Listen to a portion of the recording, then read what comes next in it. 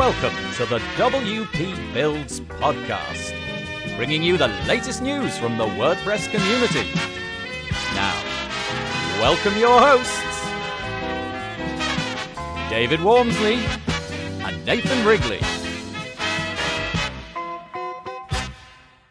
Hello there and welcome to the WP Builds podcast once again.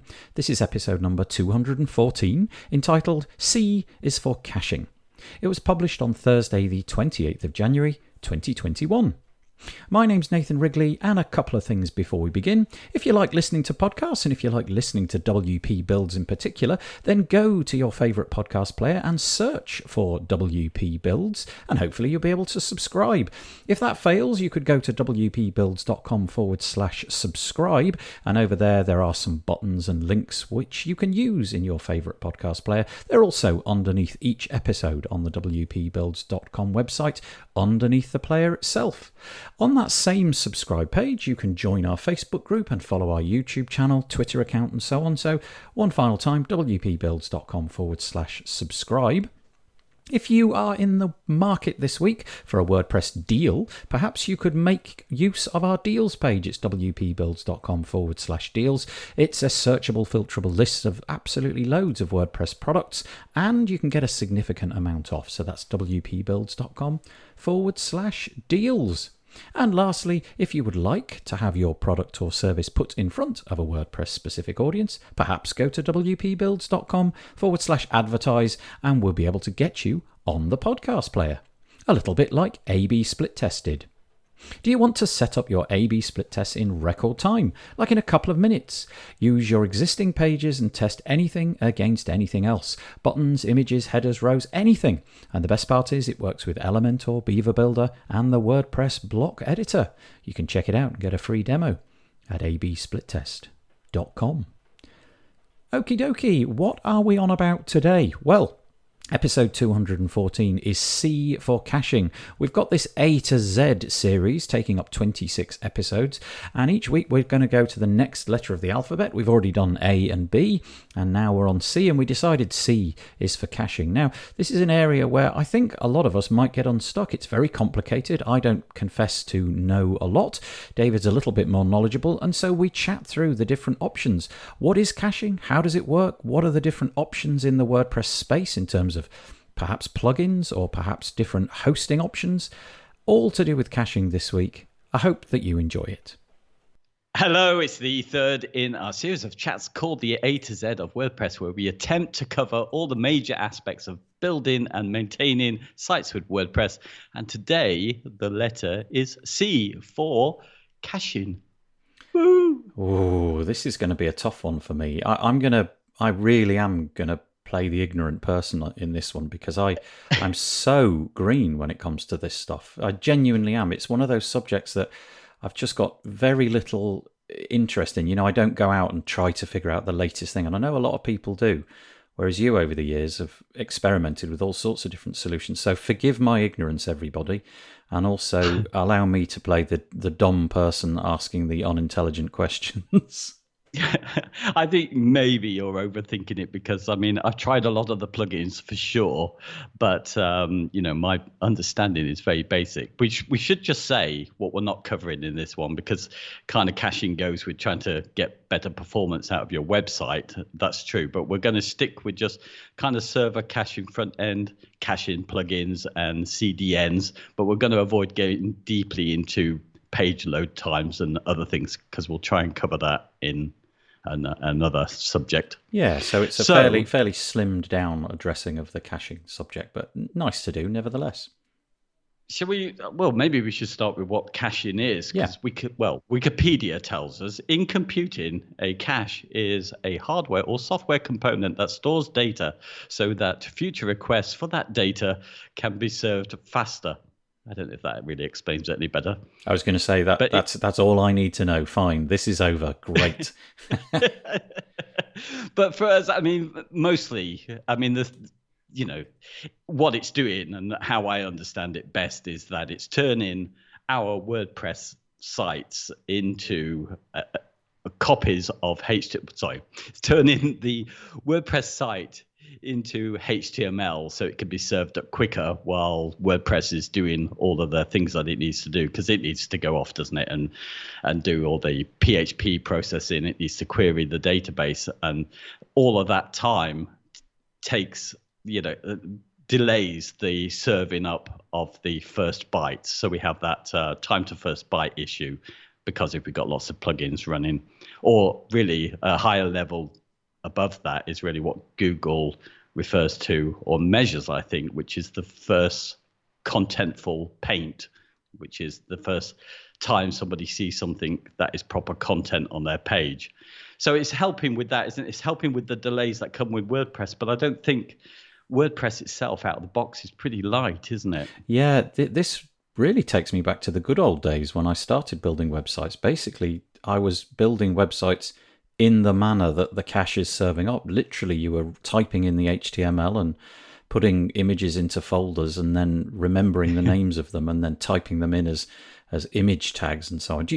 Were you involved in website building when you were literally creating HTML files, flat HTML files with no PHP at all? Yeah, that's how I started. Yeah, and probably about the same time, when, well, even I think the first site I did was done in tables before really CSS had taken off. So yeah, that's very true. I built several sites in tables and tried to push the boundaries and got really frustrated many times with just trying to get things to line up. If it was an image-based layout, you were trying. In one case, I tried to replicate what an actual table that a photograph of a table would look like. And so there was a cop and there was a computer and there was a keyboard and all that kind of stuff. And just trying to get them to match up was just horrific. But anyway, that's a bit of an aside. But that's the point, is trying to get something so that it's immediate, as immediate as possible. Those two definitions that you just gave us, the time to first byte and the first contentful paint, are they generally drastically different? Is there a real difference going on there, or are we often sort of worrying about them unnecessarily? That's something that I never quite understood when people talk about them as if they're incredibly important. I never quite understood what the difference really was. Well, for me, I mean, when I got to understand, I got caught in the trap, which I'm sure I see people doing now when it comes to speed. We talk about fast themes, I mean, it's really how much processing needs to be done. And when I really worked it out was, when I understood this first concept and could measure it as time to first byte, which you can with all of the tests. And that is effectively the time that it's taking for your WordPress install with all its plugins and themes to process and, do its queries to the database. And it can be massive I think if I'm running WooCommerce or any of kind of the bigger plugins, memberships or learning management systems and stuff like that, it's probably going to change the default WordPress. Obviously, hosting comes into this, so it depends what power is available. But for me, on the servers I see an increase of at least half a second through these bigger plugins going in. And by killing that with caching, I gain back that half a second, but it could be even more than that. Obviously, if you packed in a lot of plugins, page builders, of course, are another one that add to that. Yeah, I mean, it's a significant amount of time, isn't it? If you can save half a second, everybody in the SEO game would tell you that half a second is the difference between being discovered and not being discovered. I mean, the utility of this is not in question, is it? There's no doubt that this stuff is necessary and it works. Certainly in WordPress, if you just have a vanilla install, then I agree, it's very fast. In fact, occasionally it's quite nice just to put a default install of WordPress up with the default theme and just browse around, the pages and the menus and the category archives and things, and it is virtually instant. But the second that you start to add plugins in to do almost anything, then you are decreasing the amount of, or rather increasing the amount of time it takes to serve up the first byte, which is negatively affecting your SEO. I would imagine in some cases there must be use cases where people literally don't need to worry about this because the importance of the speed is negligible. I'm thinking of my father-in-law, who kind of is involved with a local history site. And Yes. it's really not that important. The users they already know what they're looking for. They know the URL. They go there. They're happy to wait a couple of seconds. It's probably just not worth the hassle for him to install and maintain something like that. But in most cases, if you're trying to be discovered through search, you need this. Yeah, and I think, if you can build all your sites now just using Gutenberg and stuff, and you're not throwing in lots of heavy plugins, you haven't got a heavy security plugin and stuff like that. You can measure this stuff very easily using something like Query Monitor, a plugin, which will tell you while you're in the back end, it'll estimate how much is going to be your time to first byte, how much time is going in that processing. And there's an even easier one, usage DD, and they're really good to know when you're in the back end as you're adding in your plugins, what you're going to need to compensate for. And maybe you don't need to, if you've got a really simple site just running on WordPress with very lightweight plugins. Because I said half a second. That's me being, over these years, being very conscious about the plugins I pick and making sure that they're lightweight ones. I've certainly been to plenty of sites when I've got the caching off and checked them, and it's well over a second that has gone just on that processing time. It's definitely worth exploring all this sort of stuff. So how do they actually work then? How do these caching plugins do their work? What is it that they're creating? What is it that they're up to, and how do they do it? Welcome to David's wonderful world of made up stuff. Yeah, perfect. This is ideal. Well, I think, all I understand is that all of these kind of caching plugins do the same thing. They put some instructions in the htaccess file. So when a visitor comes here, it tells them what to do. Now, a lot of those instructions are about, holding browser caching and things like that. But I think within that, but someone might need to tell me otherwise, this is where it contains the instructions where to go and find the saved HTML files that your plugin has created for you, which is usually, I think with nearly all of them, is stored in your uploads folder, in its own folder. So you could go into the uploads folder of your WordPress install, browse around, and presumably inside another folder suitably named after the caching plugin, you could locate the flattened HTML files. They're all in there, ready to be served up, and hopefully they're being expunged over a period of time, so that there's not a backlog going back 4 decades. Yeah, and I can't get so technical. I think most of them will add gzip in if they can as well to even condense those files even further before they're served up. So, but yeah, I don't think, as far as I understand, there's nothing complex about it. That's what it's doing. And, it's incredibly successful. It does take, just that act of caching, just removing that half a second or 1 second or whatever it is on your site makes a big difference. And for most of the plugins out there, WordPress is smart enough. So plugins, say WooCommerce, it will be marked up in certain areas. So dynamic content within its system has already got a no cache surrounded, some tagging around it. And as long as the plugin itself respects that, it keeps the dynamic stuff from being cached, so it still works. So, if you're placing something in your cart and you've got one of those little heart header carts that change and the numbers change on there, it's going to update. So, it works really well until it doesn't work, of course. Well, that was the point at which I begin to struggle at this point, when it stops working, and the multitude of ways in which it can stop working and break things and just cause a frustrating amount of time trying to figure out what the problem is. So you mentioned to me before we started recording, that there were some plugins which are so simple in their approach that they don't even honor those headers. They literally just flatten everything. And in many cases, if you've no need for a more complex solution, for example, a WooCommerce shopping cart or something like that, that might be suitable. Yeah, there's, of the list there, the one that I tried that is really basic is Simple Cache, and it literally does that. If you've got a site which doesn't get updated, no one's going into the page builder and changing the content there, you can stick that on, and it just keeps serving up the cache that it's got in its upload folder. As far as I understand, there's no system in it. That means it expires those HTML pages after a certain point or refreshes them.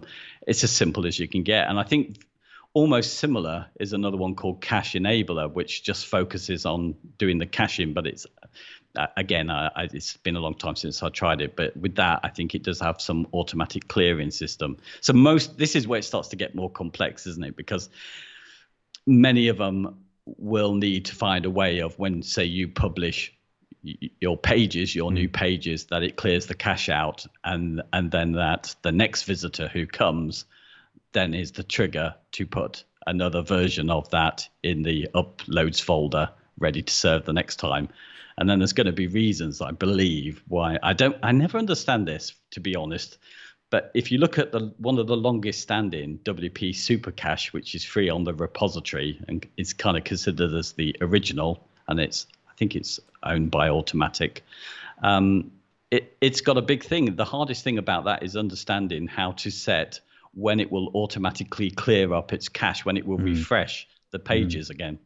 The plugins that you just mentioned, which were really simple, I guess there is a real use case for that, though, isn't there? You know, I can think of quite a handful of sites that I have, client sites, where literally there is no amendments to them at all, ever. It's just, there it is, that's what it is. It might as well have been built in HTML.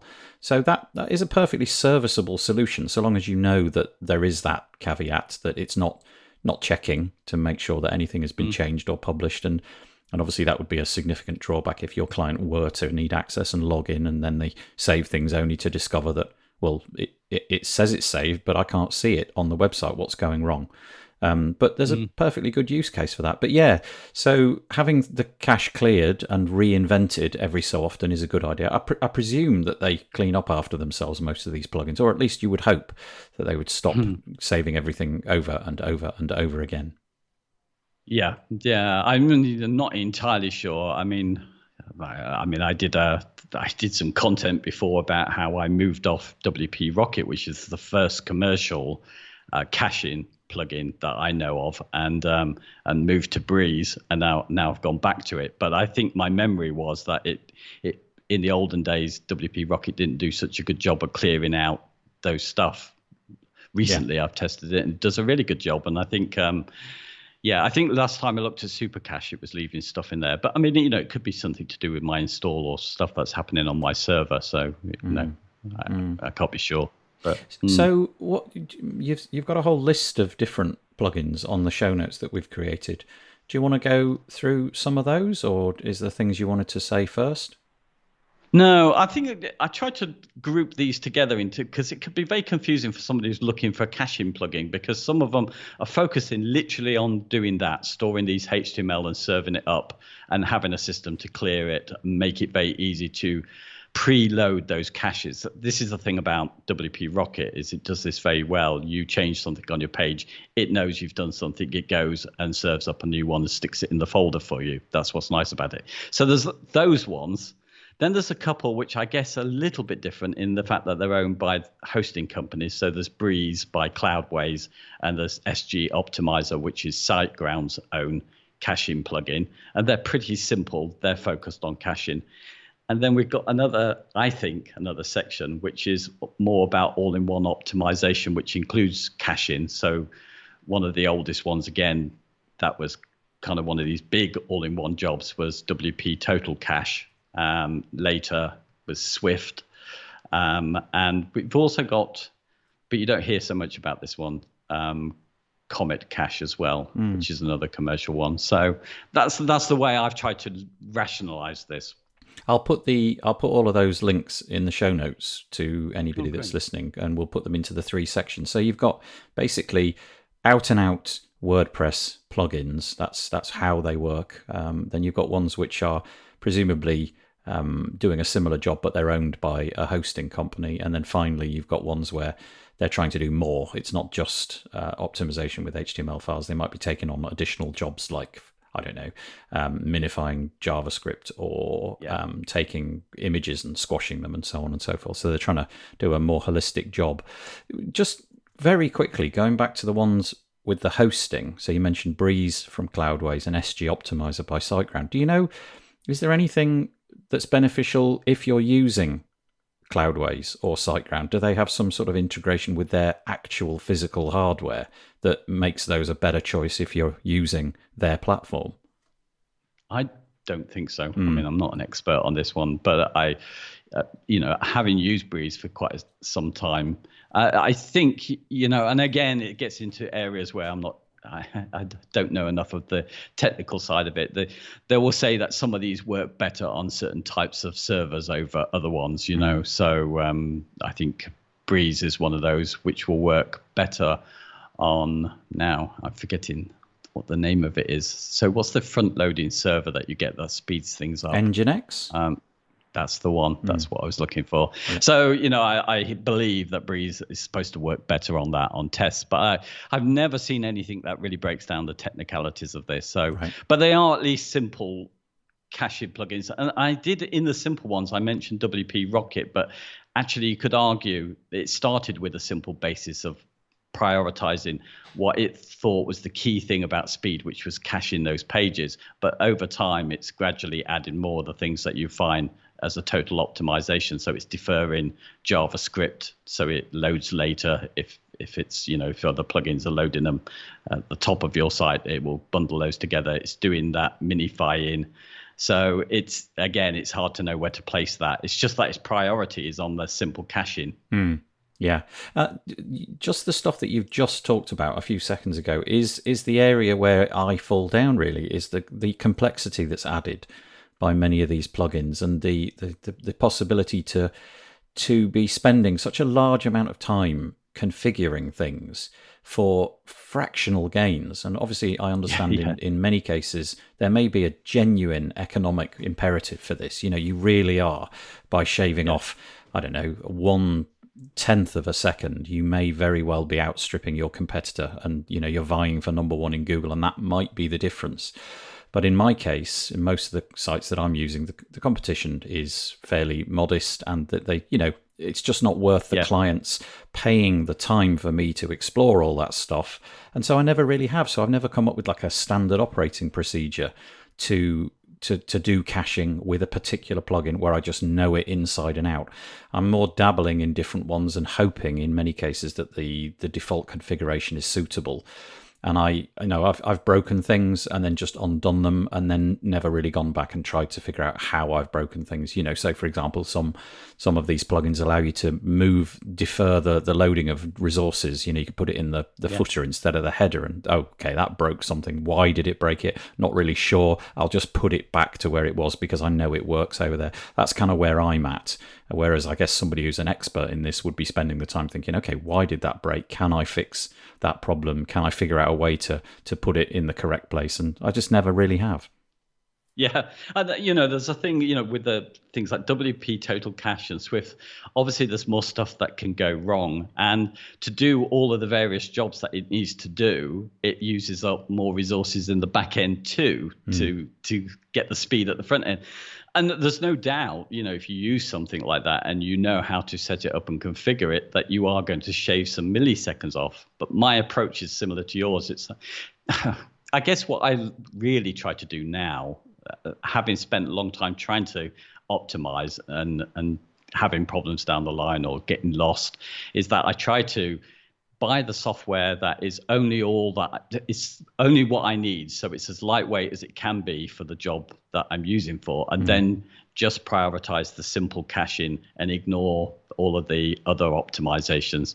Because otherwise, if it's the other way around and you build your site, you're adding in plugin after plugin to achieve one little task that could be done with CSS. It's almost a little bit like having that skinny latte, isn't it? But can you add whipped cream on the top, It's interesting because over time you flipped and flopped between a lot of these different caching plugins, as we discussed before we hit record. I'm just wondering what the kind of like the impact is on the business side of things of that. In other words, if let's say that you drop WP Rocket and go to Breeze, and then you drop Breeze and go to WP Rocket, or whatever that is, do you then find yourself going back through a bunch of websites, consuming time in order to make them all the same, or do you just leave the ones that you've already configured and just leave them as they are, rather than getting to be an expert in one way of doing it and then making every site the same? Yeah, pretty much. I mean, my approach when I've had to move these out is to just get it to do its simple caching. And you see, nearly even the ones that are focusing on caching still give you some option to minify CSS or HTML or something like that. And on the whole, if I've ever hit a problem with that, I generally once ever. I mean, I've done that with JavaScript minifying and found I had an issue on one theme with the mobile header. I wouldn't have known it until I went to a particular mobile phone and realized I had that. So I just decided that I couldn't even measure it ever, the difference between having it on and off. So basically it stayed off. And then I just uploaded that across all of my sites with the same configuration. That's what I would do. Yeah, that's interesting. So even though it was doing its work, there was literally no way for you to measure the benefit in that particular case. And I suppose that is the problem, isn't it? Is that unless you can really see a gigantic difference, the amount of time put in can be difficult to justify to yourself. You might spend 2 or 3 hours trying to figure out something, and really very small gain to be made. Yeah, I think so. I mean, we are kind of fixing the problem after the event, really, most of the time with these things, aren't we? I mean, if you've made your site as light as possible, WordPress does a pretty good job. It's literally, what is it? It's less than a quarter of a second on most hosting, and much less than that if you've got really decent hosting to serve up WordPress. So it's all the stuff we add to it, and sometimes you can't get around that. I mean, if you're using WooCommerce, that's tough. It is resource heavy, and you probably do need caching. But my approach is always the simplest. Well, it's my model, isn't it? I don't charge a lot for our ongoing care, so I can't possibly be fixing those things. So I'd rather that the site was slower in the beginning than have to keep fixing stuff, because I've done so much clever optimization, and that's just my business model. And other people are obviously going to be different. Yeah, I was just going to say, this is a really solid. You can see it for yourself, the benefit of having fewer plugins and well-built plugins and themes and so on, in that when you go into kind of these caching solutions and you look at all of the resources that are loaded and you're trying to figure out which bit of CSS you could move, and if you go into a site with dozens and dozens of plugins, well, there's suddenly a lot more work to be done, because there's dozens of CSS files being dragged in all over the place and all sorts of JavaScript being dragged in all over the place, and it does make it obvious, boy, there is a lot going on here. Wouldn't it be good to combine a lot of this stuff? And I suppose in essence the answer is, well, no, it'd be better if it wasn't there in the first place, if you could get away with it. Yeah, and I've got the other issue, I think, because I'm managing the servers, so I buy one server and I can put so many sites on it. So even if I get the front end going really fast for the visitor, if that's at the expense of having to run a really heavy all-in-one optimizer that needs to do a lot, then I've got less sites that I can put on my server, even though they might be running faster at the front end. So there's always these balances, isn't there, to make?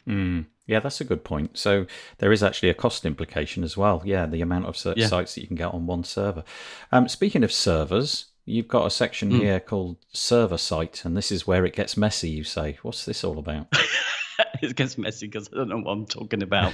So, actually, I stole a bit of an article from Kinster, and it came up with the same kind of areas of server-side caching, except I didn't know the terminology of it. So they got bytecode caching is a type of server-side caching, which is really, it's a caching that is storing the compiled PHP code. So the next time someone goes to the site, so that's serving up only the dynamic content. So of course that kind of caching is not going to be relevant on a static site that's already serving up a HTML page. But yeah, I mean, that's the kind of stuff that you probably want when you're running the big, dynamic plugins. It's also the kind of stuff that is literally beyond my pay grade, if you know what I mean. I can understand the consequences of it, but I literally have no insight into how that stuff is happening, and I would simply have to rely on the honesty of the in this case, if it's Kinster, for example, that you're using, or SiteGround or whatever it was, you'd have to just trust that they'd done that stuff well. And I don't even know how. It's just voodoo to me, that. Yeah, exactly. But there are services out there, and one of them's called APC, and I really, yeah, again, it's beyond my pay grade as well. Alternative PHP cache, and it's something that should be turned off while you're developing. But once you've got your site on, it's going to be running this, so it's just storing those kind of PHP commands that so it's much quicker for those dynamic stuff. So you can turn it on there and leave it to them, but there is that. And then there's also object caching, which stores the results of database queries as well. Again, it's something that you're not going to need I think you just don't need to turn this stuff on if you've got a static site and you're using a plugin which is serving up almost everybody an HTML page. There's no benefit, is there? Yeah. I did, I mean, my experience really only of this stuff is the fact that going back to my SiteGround days, they were one of the few shared hosting solutions that on their pro version, they gave you memcache, which was doing some of this. And that's my only personal experience of having any of these kind of server-side caching things going on. Yeah, they're talked about a lot, and they're mentioned all over the place as a sort of ideal way of doing certain things. And I can absolutely understand that if you're putting together those websites where you need these database queries cached, that makes perfect sense. But again, in the world that I live in, this sort of stuff beyond my pay grade. Nobody really particularly needs it. But, if you're working in an enterprise website area, if you're working for an agency which is delivering big sites to big customers, this stuff, I guess you've got to know, but it's just not something that's crossed my boundary. But it's interesting, object caching, just getting the database. I wonder, this is I'm just being ridiculous here. I wonder if at some point somebody will figure out a way to cache the cache. And then somebody will figure out a way to cache the cache of the cache. So eventually everything is cached by, by something else. Because it just strikes me that, go back 20 years, everything was HTML. Then PHP came along, and then suddenly PHP was brilliant. And then we figured out that, actually, no, this is a bit slower because of all the things that we're doing now. Let's invent a caching technology to do this. And then somebody will probably figure out a quicker way to cache the cache. Yeah. Well, you know what? I mean, you helped me last night. There was a client of mine who said that their images weren't showing up, and they said other people said the same. And as far as I could see, it wasn't. And, it's one of those things where the first thing I go and clear the cache in my WP Rocket. I go and clear the cache in my page builder. Anywhere where I've got a cache. So the more of these caching things going on, the more when you've got a problem, you have to go around searching through numerous caches. So that's why I like to reduce them as much as possible. Well, we didn't even mention page builder caching. That's another one. Yeah, I mean, just before we get to page builder caching, then it's kind of like become a bit of a mantra, hasn't it? If there's a problem on your website, have you cleared the caches? That's basically the first thing that comes out of your mouth, and it just demonstrates how widespread this is. But also, it's a bit of a reach, isn't it? You're just guessing that might be the problem because it likely is. Whereas, if there was no caching on there and there was a problem, you'd be thinking, there is an actual problem, right? I need to explore it. Whereas the first thing is just clear the caches. It's probably that. And 99% of the time, I suspect it is. And something just went a bit wrong and cache needed to be rebuilt. Yeah. Do you know, there's one other thing we should cover on the server side of things, and it is available to me, and I turn this off all the time, which is Varnish, which is a HTTP accelerator. Did I throw in too many T's there? No, you got it right, I think. No. Yeah, that's perfect. Okay. Yeah, so which stores, and it just blows my mind, this stuff. So Varnish stores data in visual memory. Virtual. And leaves the virtual, sorry, gosh, I can't read. Leaves the task of deciding what is stored in memory and what gets paged out to disk to the operating system. That's the technical explanation of that. But do you understand it? Not really. I mean, on a literally an anecdotal level, I get it. I haven't the faintest idea how it might operate. I think I'm imagining that there are people listening to this who are going, it's blatantly obvious. Come on, it's obvious. But no, I don't really get it, and I've never really encountered it or used it. But again, there'll be people shouting, really, this is important. You need to know. Well, I don't.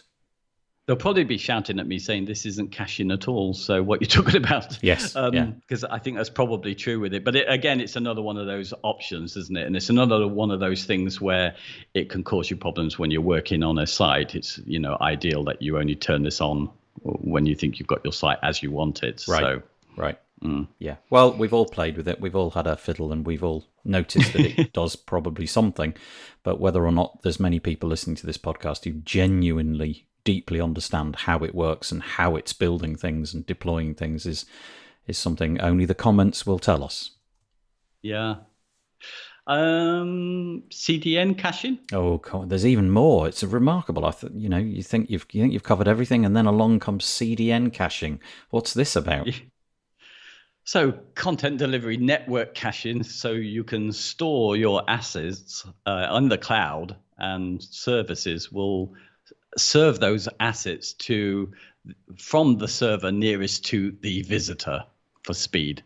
And I guess the best known ones out there are probably Jetpack, of course, because we're talking about WordPress. And you get that for free, don't you? It will store your images. If you install Jetpack, it will serve up that. And we've got Cloudflare as well, is popular because that's also free. But have you used these? Yeah, not Jetpack, but I've used Cloudflare, and again, it is a bit of a reach in that most of the sites that I'm using, are building. Really, they're in the UK. Every single person that's looking at them is in the UK. So whilst it's highly desirable, the fact is that most client sites just simply it's a bit too much. But this is a free thing. Cloudflare will do this stuff for free. You just have to kind of point the DNS at it. So I make use of it. Why not? But I think probably there's not a great deal of benefit in the case that I'm talking about. But if you've got a site where there's international visitors, well, it's a no-brainer. Remarkable, really, that they do this stuff for free and offer it for free. I know that there's clearly a paid tier to Cloudflare, and many people are doing it, but services like Cloudflare, the free offering is utterly amazing. The DNS and the sort of the protection that they offer, in the hopes that you'll boost up to the paid offerings, is really, really quite clever. Yeah, absolutely. And my experience I put it on all sites some years back, and then it was quite easy to clear the cache, but again, you had to go to their interface to do that. And there are issues again if you're working on certain things there. Rocket Accelerator, I can't remember what it's called. It's Rocket something. Does cause problems if you're working on a site. But it got vague. There was a period, I think, with Cloudflare where they had a security issue and they had a down. That's the problem. If they have any downtime, which is very rare, of course, then it's beyond your control, isn't it? So it's going to affect your sites. Yeah, and of course the other big problem is if it is behind your credentials, if you've got like 50 sites on your Cloudflare account, whatever it may be, and your client can't clear those caches and you are asleep and they desperately want something to be live, and that is the problem, then it's it's just another impediment to things working perfectly. Obviously great when it's all working, and like you said, amazing that it's so much for free, and what a great service. But when the client needs to log in, really, they're probably just going to be phoning you up or sending you an email asking you to clear things. So it's just another impediment. Whilst being brilliant, there's an obstacle. You've got a barrier causing a problem. Yeah, I haven't mentioned any of the paid services out there, but I did try Jetpack once, and of course this is so many years back, I can't really say too much on it, but I did hit a problem very early on. I was just absolutely frustrated with it because I don't think there's any actual control to be able to delete your cache on a kind of if you want one image to just go, you don't get that kind of control on it. So and I found myself hitting a problem with it. So yeah, I'm sure it works perfectly for most people, but I did. I realized there was a bump I hit where I just needed to clear a particular image because it needed to change and it wasn't having it. That is kind of the interesting thing about this subject, is really it never gets spoken about in positive terms. Nobody's sort of going into Facebook groups and talking about how wonderfully they've configured their caching. Everybody just sort of wants to talk about when it goes wrong, because it's really only at those moments where it becomes crystal clear how important it has been and how much it can mess things up for you. Yeah, but you know what? I'm going back since I've gone to a simple thing. One caching plugin focusing just on serving up those HTML. Honestly, very few issues. I've just had a lifelong period of trying to get the answer to this and experimenting and just messing it up. Really, for most people, starting with WordPress, if they've installed some heavy plugins, I mean, they could do without it in the first place, but if they've got some heavy plugins, getting a simple caching solution is probably going to be the end of it for them. It's going to do the job. Yeah. So, what is your? I mean, you may have said it already, and forgive me for making you repeat something, but what's the solution you're happy with as of this time? We're in late 2020. What's David Waumsley's recommendation? Yeah, well, I've wandered back to WP Rocket. Mm-hmm. So I was a big fan of Breeze because it was a little bit like WP Rocket when that came out. Simple, just few things to set up, and it would solve the majority of your problems. It would be fast. But just for me, for some reason, I don't know why, it just didn't seem to be I should have really talked to them. It's my fault, but it stopped cutting out that time to first byte. I kept noticing it, so I just decided to go back to WP Rocket. So I'm really kind of happy with it. I know there's some, it's got more complex, so it's introduced some more issues, which I know people have found with it, but it's been working for me. When you say that you noticed that the time to first byte wasn't being improved, is this something that you periodically go and check? Have you got some sort of automated thing going on checking this, or do you manually go out and check a few of your sites on a I don't know, regular basis just to see how all that stuff's going? Because I think many people wouldn't be doing that. They built the client site, put the caching on, told the client that they occasionally need to clear it if they're running into any problems, and that's it. Maybe you don't come back to that and look at that side of things, but do you? Is that how you discovered the time to first byte wasn't in fact being affected? Yeah, well, it's only, partly it's down to the fact that I was, until recently, always on a very slow net. So I would really experience these things. So just working on my own sites using the same solution as my clients and noticing it on mine, going, this seems slow. And then I checked it and go, oh, okay. This is slow, yeah. It's actually slow. Yeah, that's interesting. What about my client sites? Oh, yeah, they are too. So, instead of actually, talking to the people who made that one, I just swapped it out, which I think is one of the nice things about caching plugins. At least it's one of those things that, if you're keeping it to the simple thing, you can take it out and then just pop in another one and you're done, aren't you? So have you ever had any problems with removing a plugin? I mean, not so much the cleaning up side of things where it deletes its files and so on, but a problem whereby you've uninstalled or deactivated a caching plugin and it's caused chaos. Have you ever had anything like that? No, that's not been a problem. No. I mean, some things, some of them you probably need to check at least that it is when you've not actually deactivated on most of them. I think at the point where you delete it, then go and check your HT access file, because most of them will be writing some other rules in there, often about browser caching, I think, as I mentioned.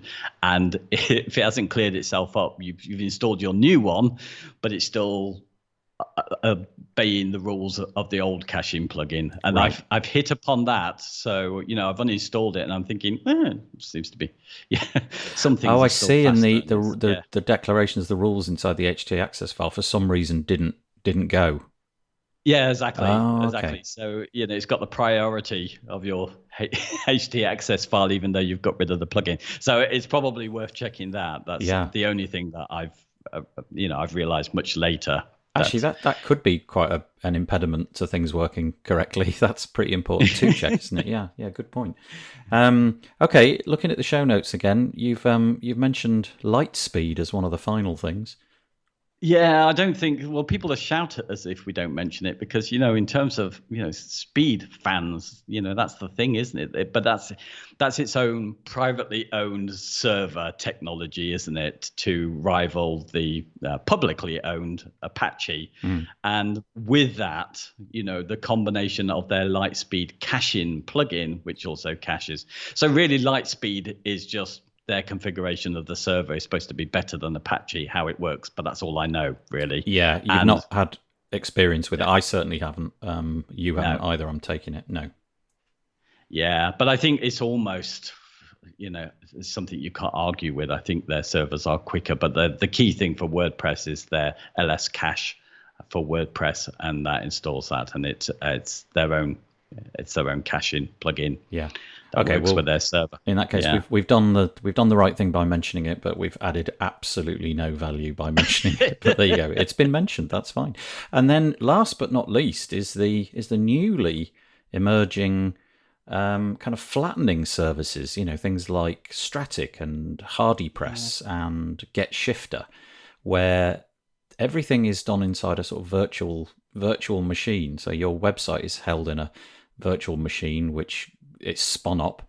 You interact with the website, and then if you click save, and it publishes all the changes, and then that virtual machine goes away, and all you've got is the flattened files, which I think is. Can you imagine what's going on behind the scenes to make that work? It must just be breathtakingly difficult to pull that off. But anyway, it's been done. These companies seem to work. Of course, the downside is you are literally serving up HTML files, so there's just no. There's no possibility of having WooCommerce, or at least that's my current understanding. And things like forms are going to find it hard work because there's no PHP switched on the back end to interact with.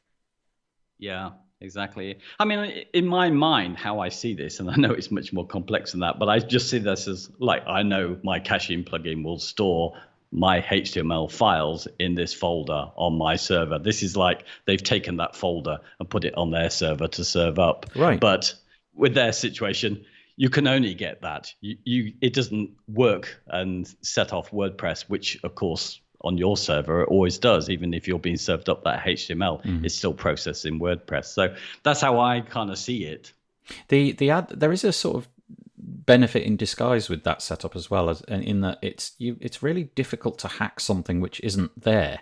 So really, all you'd be hacking is flat HTML files because there's no server technology going on in the background, and I think that's a message which doesn't really get talked about quite as much. It's mainly when people talk about these services, they're talking about the speed, but there is this security benefit. Like I said, there's nothing going on dynamically in the background in order to be hacked. You can't inject some random bit of PHP and make things happen on the server and take it over and start spraying out emails for your latest Bitcoin venture, because there's nothing switched on. And so I think that's a nice little added benefit. Of course, these services are much more costly because they're a bit more niche and probably require a lot more manpower to keep developing and keep maintaining.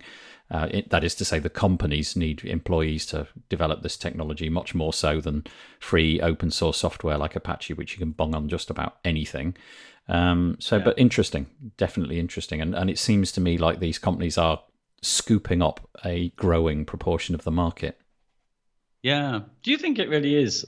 Obviously, it's going to avoid those people who are going to look for security flaws in WordPress. It's going to get rid of those. But surely any server with HTML could be hacked. You could find your way onto the server, couldn't you? Yeah, I mean, clearly there is a machine somewhere that's being told to serve up a flat HTML file, but my understanding is that that's literally all that there is HTML files and presumably some sort of file server going on. But I don't really know. I just certainly know that the PHP is all switched off. There's none of that going on, and so that side of things is taken care of. But yeah, you could be right. There must be a computer on somewhere, but I think you'd have to be far more ingenious than the regular hack of WordPress, which I think is, if you know what you're doing, I would imagine WordPress is it's easy to find vulnerabilities in various plugins which are lying around and outdated software, which obviously in this situation is just switched off. It's not there.